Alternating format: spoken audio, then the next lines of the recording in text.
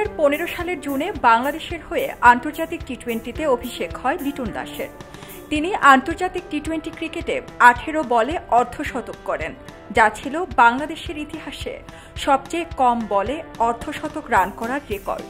আন্তর্জাতিক টি-20তে লিটন দাসের যে কয়টি ভালো ইনিংস রয়েছে তার সবগুলোই দ্রুত রান তুলে করেছেন তিনি।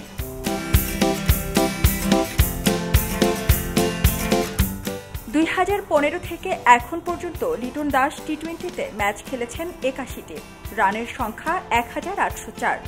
তবে আন্তর্জাতিক টি-20তে লিটনের উইকেট সংখ্যা 0, কারণ বল হাতে তাকে সেভাবে কখনোই দেখা যায়নি ক্রিকেটে।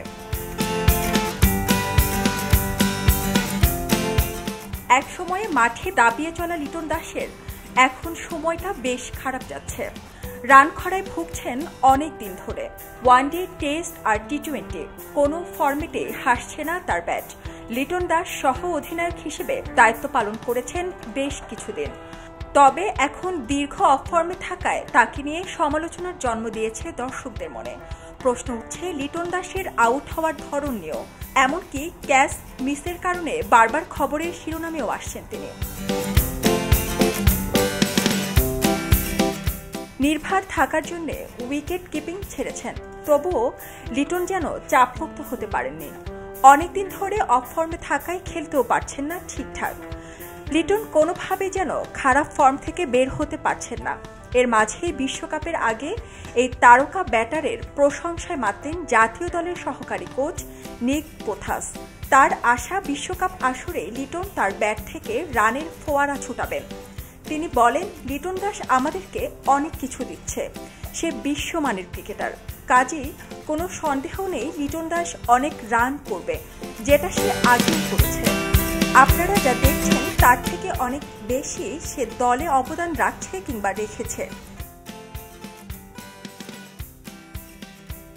এর আগে টি-20তেও খুব ভালো খেলেননি লিটন দাস।